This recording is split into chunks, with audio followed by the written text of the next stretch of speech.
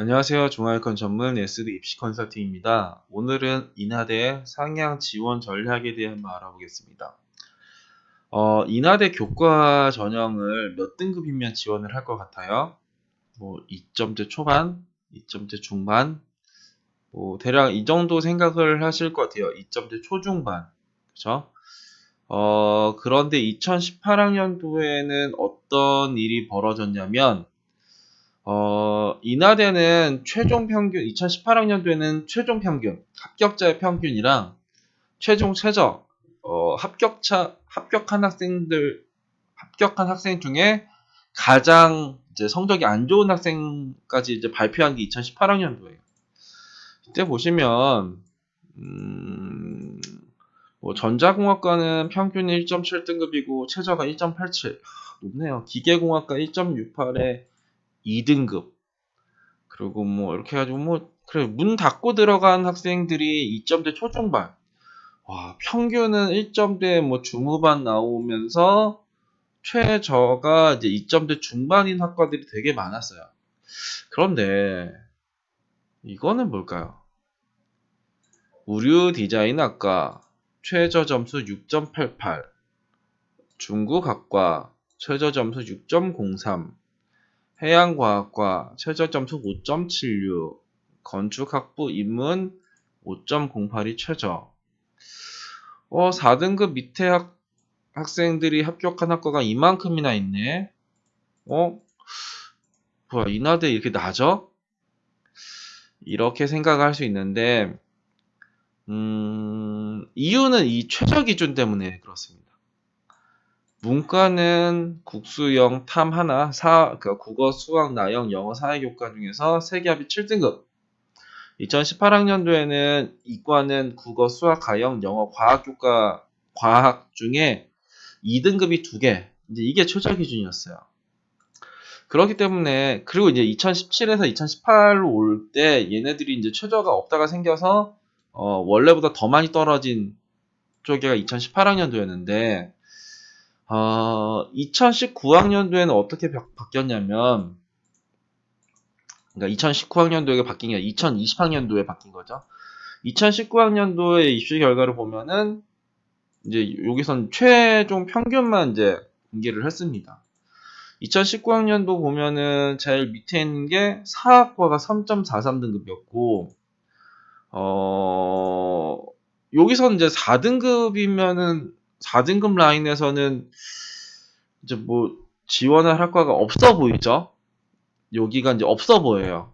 그렇죠. 다 3.43이 이제 마지막이고, 보면은 1점대 중반부터 2점대 초반까지가 대부분이고, 2점대 후반도 별로 없고, 3점대 중반은 이거 의류 디자인학과랑 사학과 이 두 개 말고는 없었네요. 그럼 4등급은 인하대 교과를 못 쓰냐? 못 쓸까요? 쓸 수 있습니다. 볼까요? 근데 이제 이과는 조금 이제 힘들어질 것 같아요. 이유는 2019학년도에서 2020학년도로 가면서 어떻게 바뀌었냐? 그 전에는 최저 기준이 2개 영역 2등급이었지만 올해 이제 2020학년도부터는 2합 4. 이 말이 이게 똑같은 거 아니에요? 그 2등급 2개면 2합 4 아닌가요? 2019학년도에는 이런 경우가 있죠. 내가 국, 수, 영, 과일, 과이 이렇게 있는데 내가 국어 4등급이에요. 수학은 3등급이에요. 영어는 1등급이에요. 과탐은 3이었다. 이러면은 2019학년도에는 수능 최저 기준을 맞췄나요? 아까 그게 2등급 2개였죠. 2등급 안쪽 영어 하나 맞췄고 국어 4등급 3등급 이거 3등급이네. 이거 못 맞췄네. 그런데 2020학년도에는 이 2합 4잖아. 2합 4잖아. 맞추는 거죠. 그러니까 영어를 잘하는 학생들한테는 2합 4를 맞추기가 조금은 수월해졌다.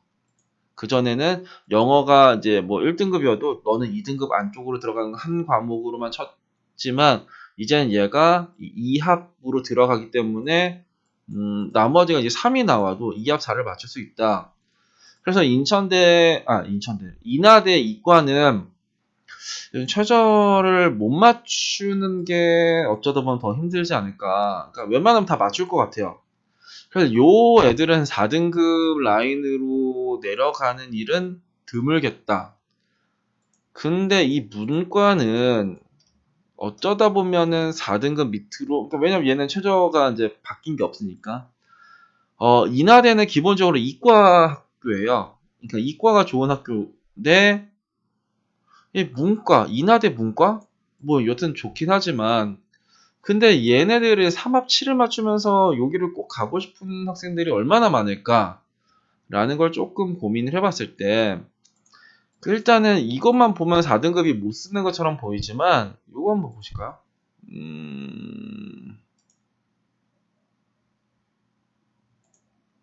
이거.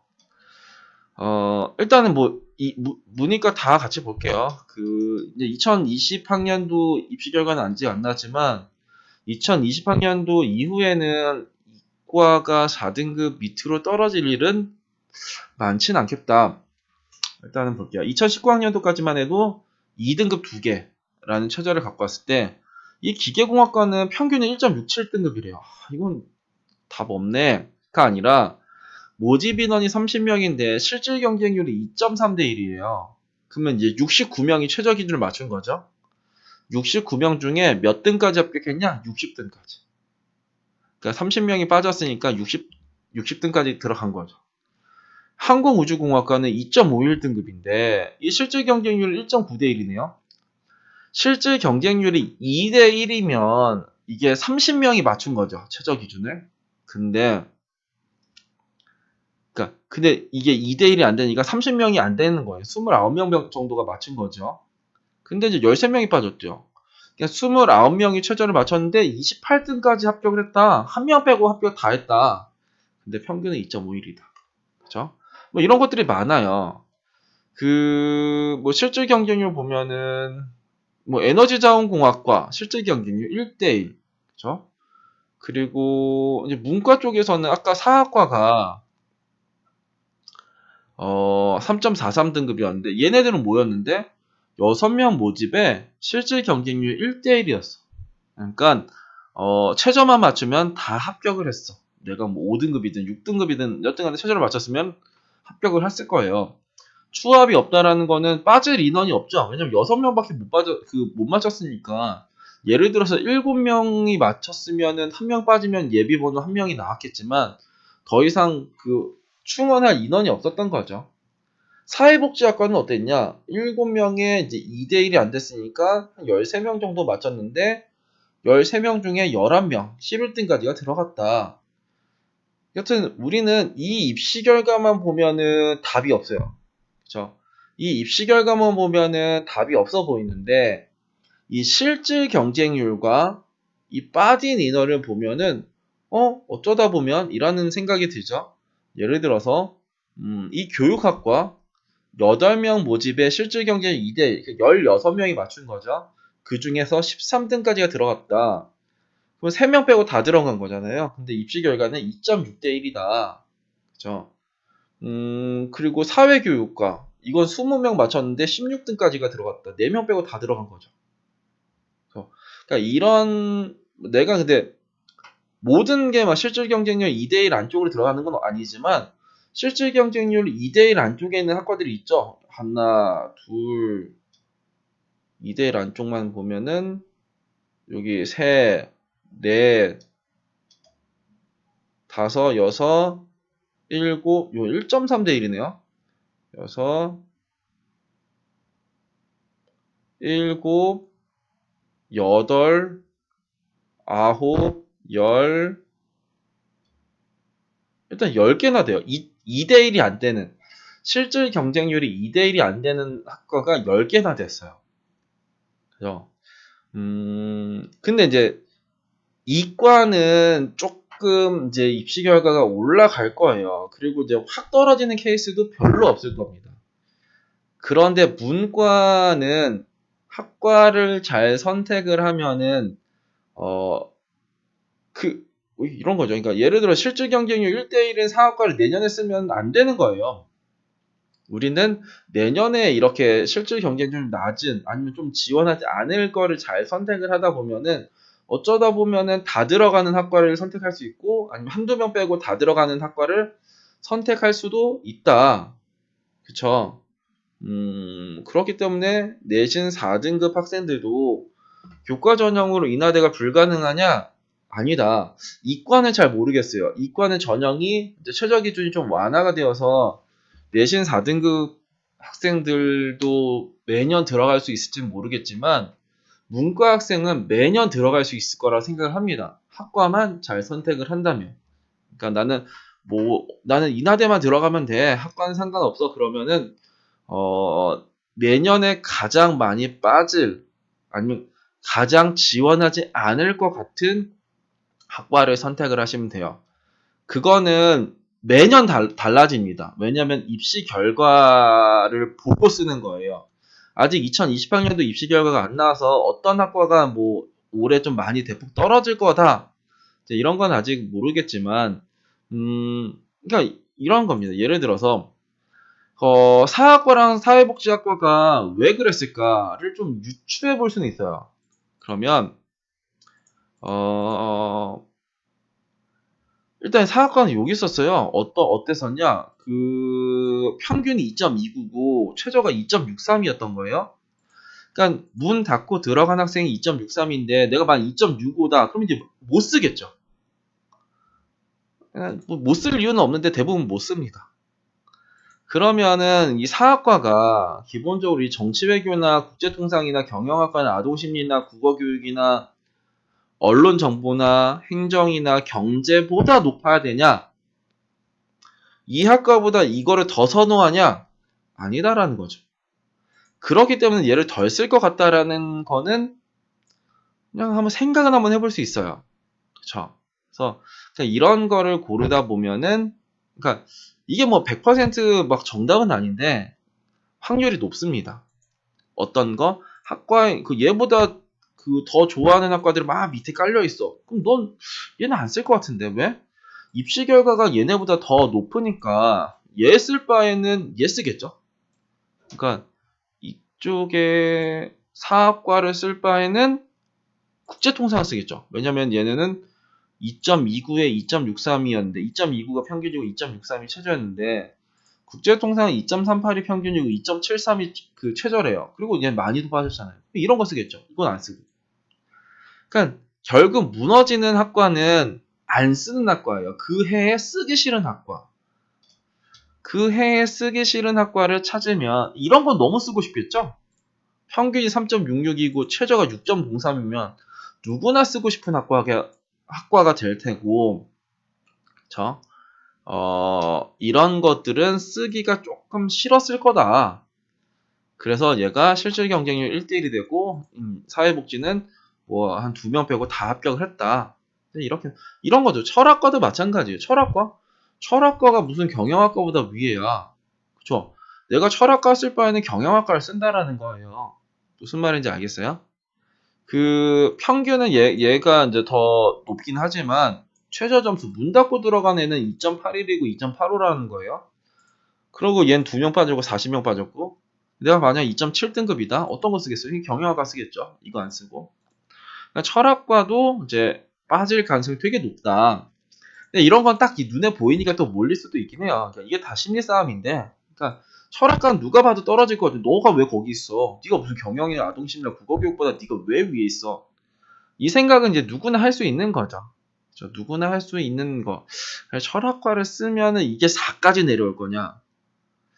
그러니까 이거를 예를 들어서 내가 3이다. 그러면 이런 거 쓰면 되겠죠. 근데 내가 만약 4등급이다. 4등급인데 이걸 쓰는 건 또 좀 아닌 것 같아요. 왜냐면 그러니까 이런 생각을 갖고 있는 3점대 라인 애들이 이제 이거 쓴단 말이에요. 철학과는 작년에 어떻게 썼나? 철학과 실질 경쟁 2.1대1, 그러니까 18, 19, 11명 중에 14등까지 그러니까 5명 빼고 다 합격한 그런 케이스네요. 그러니까 이런 철학과는 딱 너무 눈에 띈다. 이런 게 위에 있으면 그 또 이런 거 있어요. 어문 계열에서 제일 위에 있는 거 쓰는 학생들도 되게 많아요. 예를 들어서 쭉쭉쭉 내려가다 보면은 어문 계열 누가 있죠? 쭉쭉쭉쭉쭉 115. 이제 이거 컨설팅 업체에서 많이 하는 것 같은데. 이렇게 이게 이제 어문 계열이 하나, 둘, 셋, 넷, 뭐 이게 사범 계열 빼고 하면 이렇게 4개. 그럼 요런 데서는 일본어 쓰세요 이제 이러는 거예요. 일본어 쓰세요. 왜냐면은 일본어보다 더 위에 있는 언어가 있나? 일본어 쓰세요. 요런 것도 많이 추천하는 거예요. 어문 계열에서 제일 위에 있는 거. 이것도 많이 하는 것 같아요. 이 전략도 많이 쓰는 것 같은데 일본 언어 문화가 어떻게 됐냐? 일본 언어 문화 이건 실질 경쟁률 3대 1. 그러니까 30명이 이제 초점을 맞췄고 18등까지. 뭐 여튼 그랬다. 그리고 중국 학과는 실질 경쟁률 3.4대 1이니까 39, 뭐 40, 한 4, 5명 맞췄고 그 중에 23등이 됐으니까 이건 뭐 최저만 맞췄다고 되는 게 아니었다. 프랑스도 실질 경쟁 3.6대 1이고 영어 뭐 이런 어문 계열로 하는 방법도 있어요. 근데 여기 만약에 2018학년도 이제 이거 보고 이제 어문 계열로 이제 했으면 이제 망했었던 건데, 여튼 이 어문 계열에서 제일 위에 있는 학과를 쓰겠다. 이것도 이제 많이 쓰는 패턴입니다. 그래서 일단은 그렇다. 그래서 그냥 대부분 이제 이런 거 많이 썼을 것 같아요. 일본 언어 문화 이런 거. 일본 언어 문화 많이 썼나? 일본 언어 11.6대 1 그리고 중국학 18.9대 1. 그러니까 별 생각 없는 사람도 많고요. 별 생각 없는 사람도 많고. 그러니까 지금 사학은 진짜 이게 많이 안 썼죠. 왜냐면 무서우니까. 그러니까 우리는 내신 4등급이 막 인하대를 쓰면은 좀 무서운 쪽으로 가야 됩니다. 그러니까 이렇게 내가 4등급인데 뭐 3.7등급, 뭐 3.9등급, 3.4등급, 뭐 6등급 요 라인보다는 이제 못 쓰겠네. 이제 이건 2.6등급, 2.59등급 이런 쪽으로 조금 윈 라인에서 잡는 거가 내신 4등급 이하, 뭐 4점대 뭐 중반이나 후반이나 이 친구들은 요 밑에 라인에서 잡아봤자 답이 없어요. 그러면은 결국은 위에서 뚝 떨어져야지 이제 합격할 수 있기 때문에 여튼 그렇다. 여튼 가장 쉬운 방법은 어문에서 제일 위에 있는 거 쓰는 방법도 있고 그 정도 쓰려고 하면은 3점대 이제 초중반 정도는 돼야지 어문 계열에서 제일 위에 있는 거 쓰면은 뭐 얘네들 다 이거 쓰면은 이거 덜 쓰면은 이 학과가 그 어문 계열이 섞이다 보면은 뭐 이렇게 얘가 확 치고 가는 일만 없으면은 합격을 하겠다 이 생각을 갖는 거고 4점대가 만약에 인하대를 쓰려고 할 때는 조금 더 큰 변수가 있어야 된다 정도는 아시면은 좋을 것 같습니다. 인하대는 이과의 상향은 이제 끝난 것 같아요. 그러니까 2합 4로 바뀌는 순간 이거 인하대가 이거 최종 못 맞출까? 영어 2등급에 딴 거 2등급 아니면 영어 1등급에 나머지 하나 3등급 아니 2개 파가지고 탐구도 평균 단위가 한 과목인데 2개 막 파가지고 2합 4 맞추는 애들이 있을 것 같은데 근데 3합7은 매번 변수가 있는 최저 기준이다. 3합7은 만만치 않습니다. 그리고 그냥 이런 생각하는 학생도 있어요. 난 3합7 껌인데 근데 학생은 내신이 안 좋죠. 그죠? 그러니까 그 학생들도 못 쓴단 말이에요. 내신이 뭐 4등급 학생, 나 내신 4등급 맞추는 학생, 내신 4등급인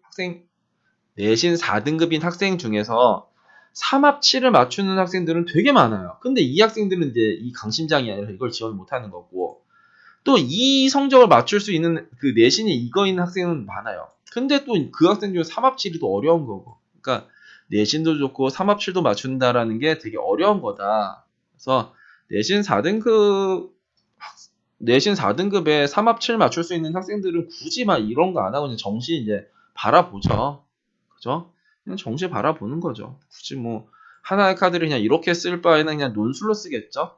논술로 뭐 그냥 뭐 대학 6개 딱 쓰고 이제 정시 올인해가지고 안 되면 이제 재수 뭐 이렇게 할 텐데 하여튼 우리는 이제 내신 4등급 학생들 중에서 뭐 3합7 정도를 가까스로 맞출 수 있는 학생이 있다라면은 이런 것도 뭐 하나의 방법이 될 수 있고, 그리고 나는 이제 문과 학생 중에서 난 수학을 버려야 돼. 난 수학이 막 5등급이고 정시로도 답이 없는데, 그러면 이제 3합7 정도 맞으려면 국어, 영어, 탐구에 집중을 할 거야.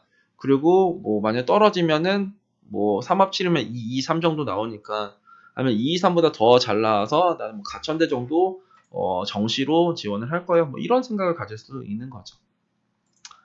오늘은 인하대 그 상향 지원 전략에 대해 한번 알아봤습니다. 감사합니다.